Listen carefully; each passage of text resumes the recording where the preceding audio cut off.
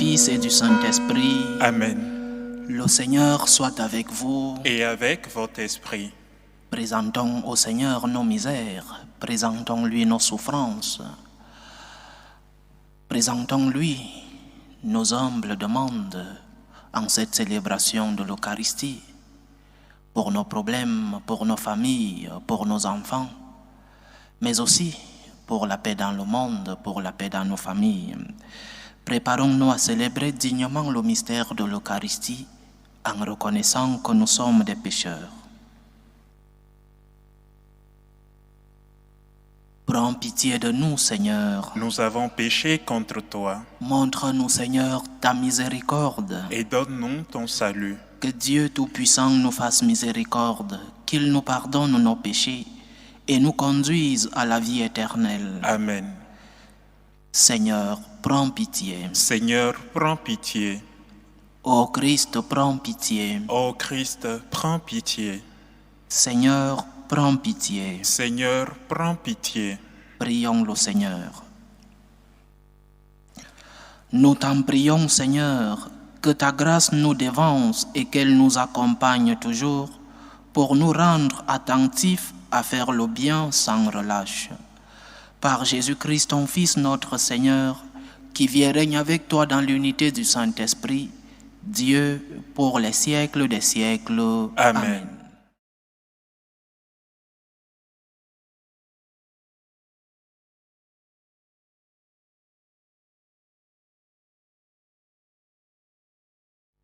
Lecture de la lettre de Saint Paul apôtre aux Romains. Frères, que dirons-nous d'Abraham, notre ancêtre selon la chair? Qu'a-t-il obtenu? Si Abraham était devenu un homme juste par la pratique des œuvres, il aurait pu en tirer profit, mais pas devant Dieu. Or, que dit l'Écriture? Abraham eut foi en Dieu et il fut accordé d'être juste. Si quelqu'un accomplit un travail, son salaire ne lui est pas accordé comme un don gratuit, mais comme un dû. Au contraire, si quelqu'un sans rien accomplir a foi en celui qui rend juste l'homme impie, il lui est accordé d'être juste par la foi. C'est ainsi que le psaume de David proclame « Heureux l'homme à qui Dieu accorde d'être juste, indépendamment de la pratique des œuvres. Heureux celui dont les offenses ont été remises et les péchés effacés. Heureux l'homme dont le péché n'est pas compté par le Seigneur. » Parole du Seigneur. Nous rendons grâce à Dieu. Tu es un refuge pour moi, de champs de délivrance tu m'as entouré. Tu es un refuge pour moi, de champs de délivrance tu m'as entouré. Heureux l'homme dont la faute est enlevée et le péché remis. Heureux l'homme dont le Seigneur ne retient pas l'offense, dont l'esprit est sans fraude. Tu es un refuge pour moi, de champs de délivrance tu m'as entouré. Je t'ai fait connaître ma faute, je n'ai pas caché mes torts. J'ai dit, je rendrai grâce au Seigneur en confessant mes péchés. Tu es un refuge pour moi, de champs de délivrance tu m'as entouré. Toi, tu as enlevé l'offense et ma faute. Que le Seigneur soit votre joie. Exultez, hommes justes. Hommes droits, chantez votre allégresse. Tu es un refuge pour moi, de champs de délivrance tu m'as entouré. Alléluia, alléluia, alléluia. Alléluia, alléluia, alléluia. Que ton amour, Seigneur, soit sur nous, comme notre espoir est en toi. Alléluia, alléluia, alléluia.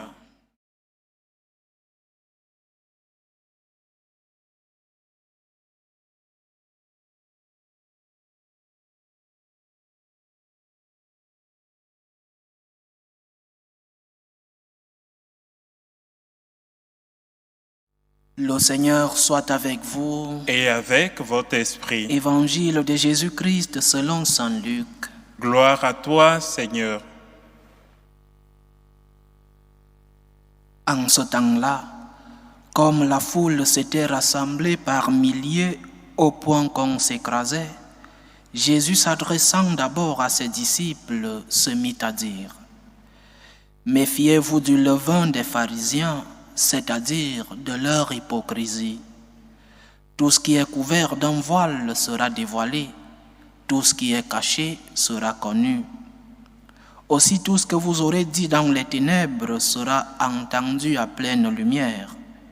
Ce que vous aurez dit à l'oreille dans le fond de la maison sera proclamé sur les toits. Je vous le dis à vous, mes amis, ne craignez pas ceux qui tuent le corps et après cela ne peuvent rien faire de plus. Je vais vous montrer qui vous devez craindre. Craignez celui qui, après avoir tué, a le pouvoir d'envoyer dans la géhenne. Oui, je vous le dis, c'est celui-là que vous devez craindre. Est-ce que l'on ne vend pas 5 moineaux pour 2 sous? Or, pas un seul cheveu n'est oublié au regard de Dieu. À plus forte raison, les cheveux de votre tête sont tous comptés. Soyez sans crainte, vous valez plus qu'une multitude de moineaux. Acclamons la parole de Dieu. Louange à toi, Seigneur Jésus. Que ton amour, Seigneur, soit sur nous comme notre espoir est en toi.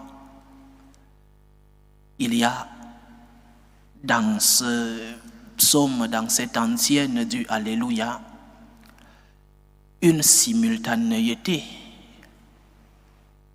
Si notre espoir n'est pas en Dieu, son amour n'est pas sur nous. Donc la condition pour que l'amour de Dieu repose sur nous, c'est l'espoir, c'est l'espérance, c'est la foi que nous devons mettre en Dieu. Et vient la question, avons-nous foi en Dieu? C'est très facile de dire « je crois en Dieu », c'est très facile. C'est très facile de dire « Seigneur, j'ai confiance en toi ». C'est très facile de proclamer que nous avons de l'espérance. Ça, ce sont des mots, des paroles. Mais quand vient la pratique, notre espoir est-elle entre les mains de Dieu? Par exemple, lorsque viennent les moments de difficulté dans la vie, lorsque tu traverses les adversités de la vie, les souffrances, lorsque ta vie semble être dans le fond, lorsqu'il te semble que tu ne peux plus te relever, continues-tu d'avoir cette espérance en Dieu? Ou alors, c'est dans ces moments-là que nous perdons tout espoir. Et lorsque nous perdons cet espoir, l'amour de Dieu n'est pas en nous. Si nous suivons la logique de cette antienne, que ton amour, Seigneur, soit sur nous, comme notre espoir est en toi. Si nous perdons l'espoir en Dieu, si nous perdons cette espérance, alors l'amour de Dieu s'éloigne de nous. Et reposons-nous la question. Dans des moments difficiles, dans les moments de tourmente, dans les moments de tempête de ta vie, où est ton espoir? Où est ta foi? Où est ton espérance? Parce que la foi, si elle ne nous sert à rien dans ces moments de difficulté, alors ne la proclamons pas. Ne disons pas « je crois en Dieu ». À quoi te sert la foi si elle ne peut pas te soutenir dans ces moments de difficulté? À quoi te sert ta foi si elle ne peut pas t'aider à surmonter tes problèmes? À quoi te sert ta foi si lorsque tu es dans une maladie difficile, lorsque tu as perdu un proche de ta famille, lorsque tu as un enfant malade, un époux malade, ou lorsque tes enfants se sont éloignés de Dieu, à quoi te sert ta foi si elle ne peut pas te soutenir dans ces mauvais moments? Si notre espoir n'est pas en Dieu, alors l'amour de Dieu s'éloigne de nous. Ça, c'était une petite méditation sur l'antienne que nous avons lue aujourd'hui. Que ton amour, Seigneur, soit sur nous, comme notre espoir est en toi. Si notre espoir n'est pas en Dieu, alors son amour n'est pas sur nous. Son amour ne repose pas sur nous. Donc, confiance au Seigneur. Confiance dans les bons moments, parce que parfois, le succès nous rend si orgueilleux, le succès nous rend si soûls, que parfois nous oublions que ce que nous avons nous vient de Dieu. Confiance en Dieu dans tes moments de succès, dans tes moments de gloire. Mais confiance aussi en Dieu dans tes moments de difficulté, dans tes moments de douleur, dans tes moments de souffrance. Lorsque le sol sous tes pieds semble s'écrouler, confiance au Seigneur. Et lorsque nous aurons fait cette confiance en Dieu, alors son amour reposera en nous. C'est une condition pour recevoir l'amour du Seigneur. Nous devons lui démontrer notre foi. Et la foi se démontre dans la vie quotidienne. La foi se démontre par nos actes de foi. En lui demandant la force, en lui demandant la grâce, lorsque nous vivons des moments difficiles. Mais accrochons-nous sur lui. Seigneur, j'ai confiance en toi. Seigneur, aide-moi dans cette difficulté. Seigneur, aide-moi à ne pas succomber dans cette tourmente. J'ai confiance en toi. Mais l'Évangile nous parle d'un thème très important. L'Évangile nous parle du levain des pharisiens, le levain des hypocrites. En quoi consiste ce levain? L'hypocrisie a deux dimensions. Il y a deux types d'hypocrites. Le premier type, nous voyons des personnes qui vivent dans le paraître, qui montrent ce qu'elles ne sont pas. Des personnes qui montrent, qui prétendent être bonnes, mais qui à la fin sont d'autres personnes. Et dans ce cas, nous sommes tous des hypocrites. Moi aussi, nous sommes tous des hypocrites parce que beaucoup de fois, nous montrons une figure que nous ne sommes pas. Nous montrons aux autres ce que dans le fond, nous ne sommes pas. Nous sommes des pécheurs. Mais il y a une différence entre celui qui montre ce qu'il n'est pas et celui qui essaye de vivre, qui essaye de changer. Imaginons-nous un fumeur qui est en même temps un père de famille ou un médecin et qui a un fils qui commence à fumer. Comment ce père fumeur peut-il dire à son fils que la cigarette n'est pas bonne pour la santé? Le fils lui demandera, mais comment tu me dis que la cigarette n'est pas bonne pour la santé alors que toi tu y es depuis des dizaines d'années? Mais imaginons-nous si ce père, en disant cela à ce fils, ajoute, mon fils, je suis un fumeur, j'essaye de laisser ce vice et comme je lutte chaque jour pour le laisser, je sais que c'est mauvais, c'est pourquoi je te donne ce conseil. C'est-à-dire, il y a une différence entre un pécheur et un corrompu.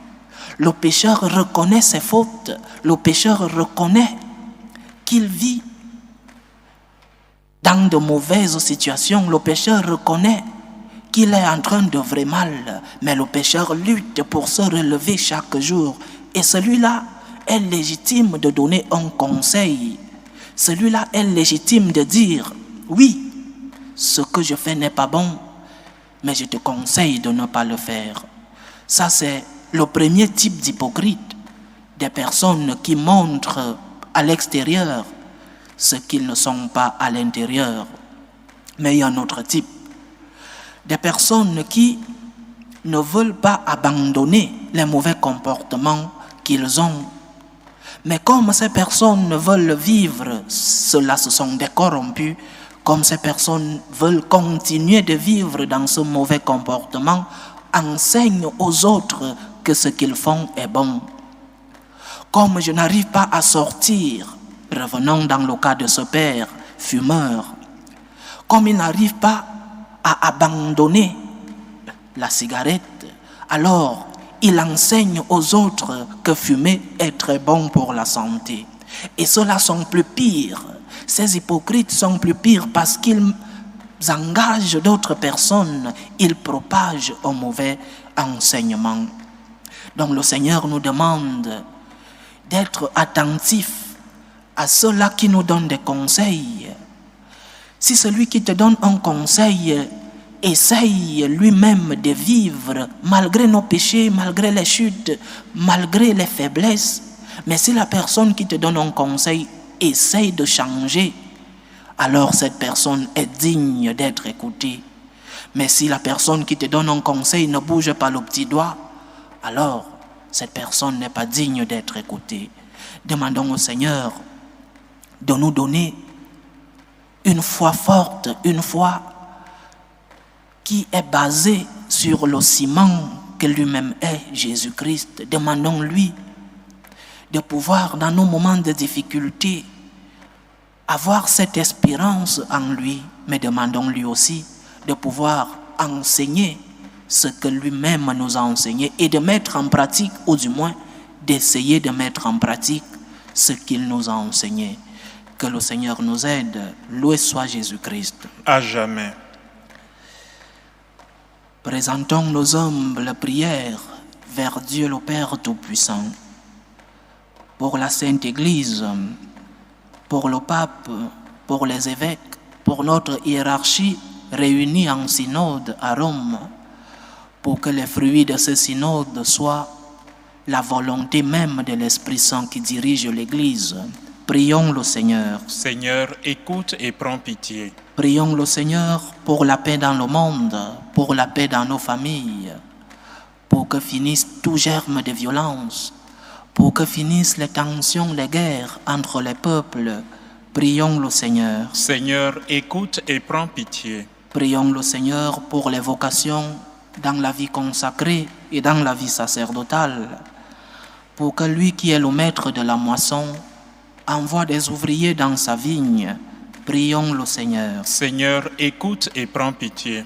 Prions pour toutes ces personnes qui vivent des moments de détresse, surtout pour les malades de nos familles. Prions pour toutes ces personnes qui se sont éloignées de Dieu, pour que le Seigneur lui-même soit leur réconfort, pour que le Seigneur touche les cœurs de ceux-là qui se sont éloignés de lui. Prions le Seigneur. Seigneur, écoute et prends pitié. Que ta lumière, Seigneur, illumine nos vies. Que ta force, Seigneur, nous accompagne dans les épreuves. Que ta parole, Seigneur, transforme nos comportements. Reçois, Seigneur, les supplications que ton peuple te présente avec foi. Toi qui vis et règnes pour les siècles des siècles. Amen.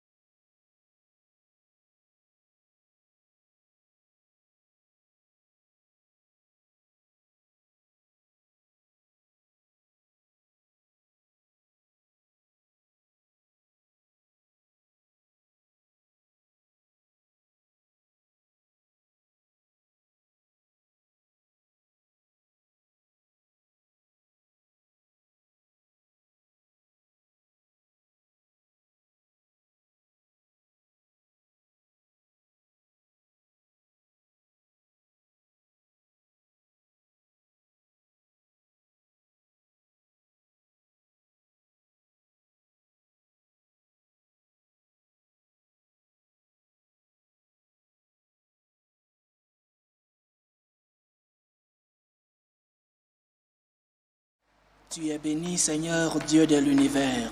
Nous avons reçu de ta bonté le pain que nous te présentons, fruit de la terre et du travail des hommes.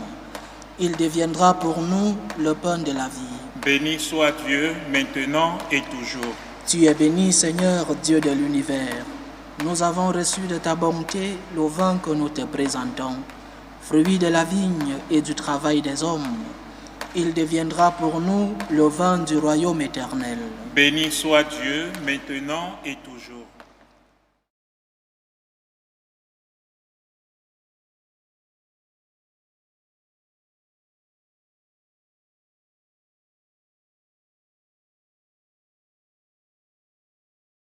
Prions ensemble, chers frères et sœurs, au moment d'offrir le sacrifice de toute l'Église.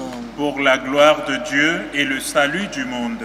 Avec l'offrande de ce sacrifice, accueille, Seigneur, les prières de tes fidèles. Que cette liturgie célébrée avec ferveur nous fasse parvenir à la gloire du ciel. Par Jésus-Christ, ton Fils, notre Seigneur, qui vit et règne avec toi dans l'unité du Saint-Esprit, Dieu, pour les siècles des siècles. Amen. Le Seigneur soit avec vous. Et avec votre esprit. Élevons notre cœur. Nous le tournons vers le Seigneur. Rendons grâce au Seigneur notre Dieu. Cela est juste et bon. Vraiment, il est juste et bon, pour ta gloire et notre salut, de t'offrir notre action de grâce toujours et en tout lieu. Seigneur, Père très saint, Dieu éternel et tout-puissant, par le Christ notre Seigneur. Le rappel de sa mort provoque notre amour. L'annonce de sa résurrection ravive notre foi et l'attente de sa venue dans la gloire affermit notre espérance. C'est pourquoi, avec les saints et tous les anges, nous te louons et sans fin nous proclamons. Saint, Saint, Saint, le Seigneur Dieu de l'univers. Le ciel et la terre sont remplis de ta gloire. Hosanna au plus haut des cieux. Béni soit celui qui vient au nom du Seigneur.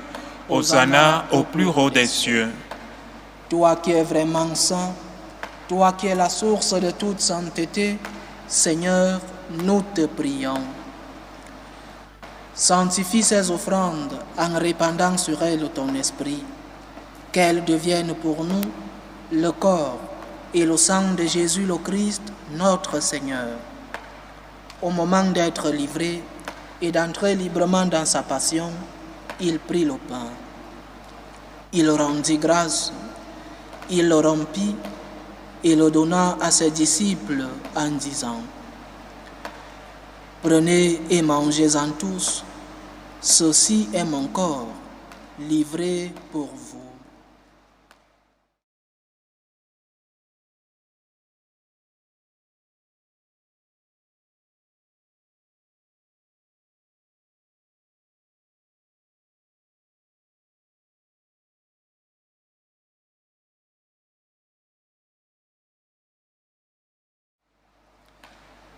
De même, après le repas, il prit la coupe.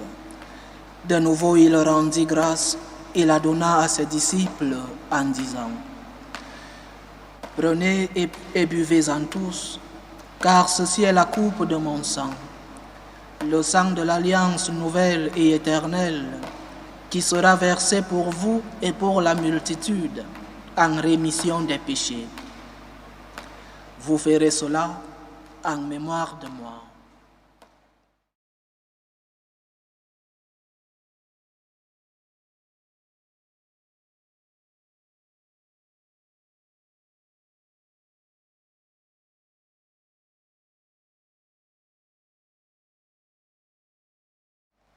Il est grand le mystère de la foi. Nous annonçons ta mort, Seigneur Jésus. Nous proclamons ta résurrection. Nous attendons ta venue dans la gloire. En faisant ainsi mémoire de la mort et de la résurrection de ton Fils, nous t'offrons, Seigneur, le pain de la vie et la coupe du salut. Et nous te rendons grâce, car tu nous as estimés dignes de nous tenir devant toi pour te servir. Humblement, nous te demandons qu'en ayant part au corps et au sang du Christ, nous soyons rassemblés par l'Esprit Saint en un seul corps. Souviens-toi, Seigneur, de ton Église répandue à travers le monde.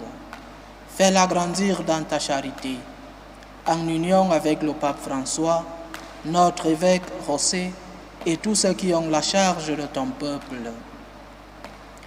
Souviens-toi aussi de nos frères et sœurs qui se sont endormis dans l'espérance de la résurrection. Souviens-toi de Léon, de Serge, de René, de Benjamin et de Ghislaine. Et souviens-toi dans ta miséricorde de tous les défunts. Accueille-les dans la lumière de ton visage. Sur nous tous, enfin, nous implorons ta bonté. Permets qu'avec la Vierge Marie, la bienheureuse Mère de Dieu, avec Saint Joseph, son époux, les apôtres et tous les saints qui ont fait ta joie au long des âges, nous ayons part à la vie éternelle et que nous chantions ta louange et ta gloire par ton Fils, Jésus le Christ.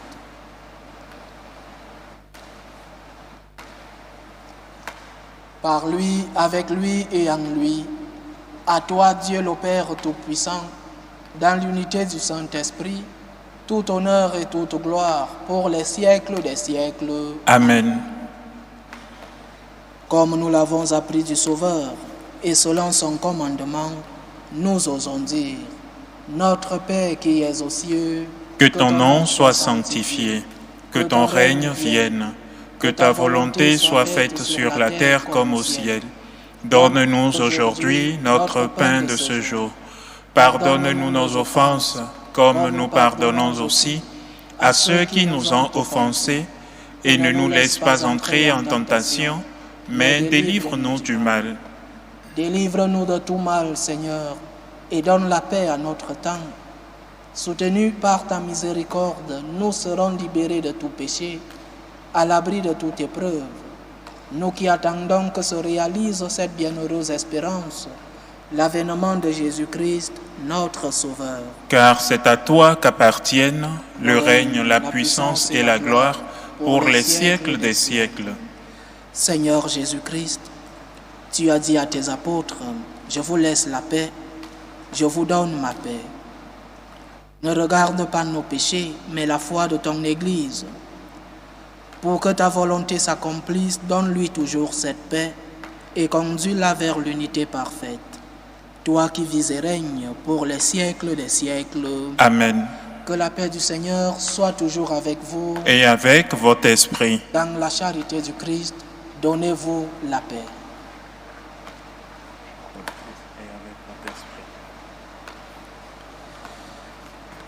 Agneau de Dieu, qui enlève les péchés du monde, prends pitié de nous. Agneau de Dieu, qui enlève les péchés du monde, prends pitié de nous. Agneau de Dieu, qui enlève les péchés du monde, donne-nous la paix.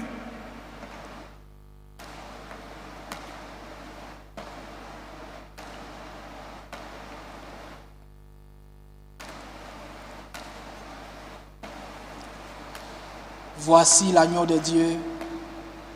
Voici celui qui enlève les péchés du monde. Heureux les invités au repas des noces de l'agneau. Seigneur, je ne suis pas digne de te recevoir, mais dis seulement une parole et je serai guéri. Que le corps et le sang du Christ nous gardent pour la vie éternelle. Amen.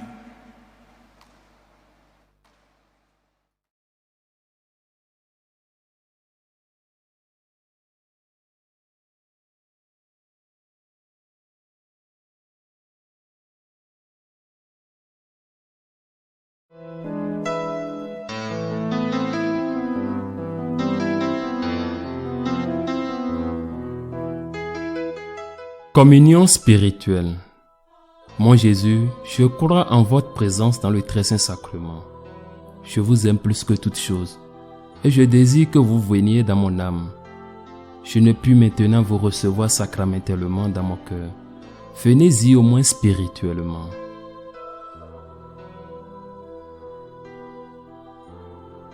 Je vous embrasse comme si vous étiez déjà venu et je m'unis à vous tout entier. Ne permettez pas que j'aie jamais le malheur de me séparer de vous. Amen.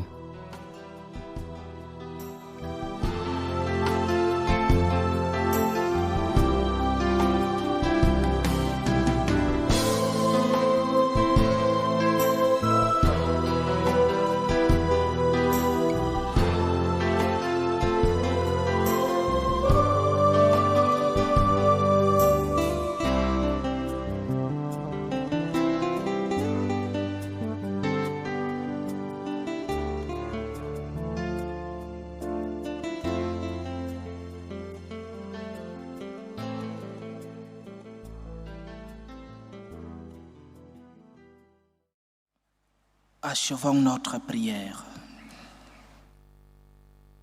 Dieu souverain, nous te le demandons humblement. Rends-nous participants de la nature divine, puisque tu nous as fait communier au corps et au sang du Christ. Lui qui vit et règne avec toi dans l'unité du Saint-Esprit, Dieu pour les siècles des siècles. Amen. Le Seigneur soit avec vous. Et avec votre esprit. Que Dieu Tout-Puissant vous bénisse, le Père, le Fils et le Saint-Esprit. Amen. Allez dans la paix du Christ. Nous rendons grâce à Dieu. Demandons l'intercession de notre Mère pour nos différentes intentions de prière. Salut, ô Reine, Mère de miséricorde, notre vie, notre douceur, notre espérance, salut. Nous crions vers toi, enfant d'Ève exilée. Vers toi nous soupirons, gémissant et pleurant, dans cette vallée de larmes. Ô toi, notre avocate, tourne vers nous ton regard miséricordieux. Et après cet exil, montre-nous Jésus, le fruit béni de tes entrailles. Ô clémente, ô miséricordieuse, ô douce Vierge Marie. Amen. Priez pour nous, Sainte Mère de Dieu, Afin que nous soyons rendus dignes des promesses du Christ.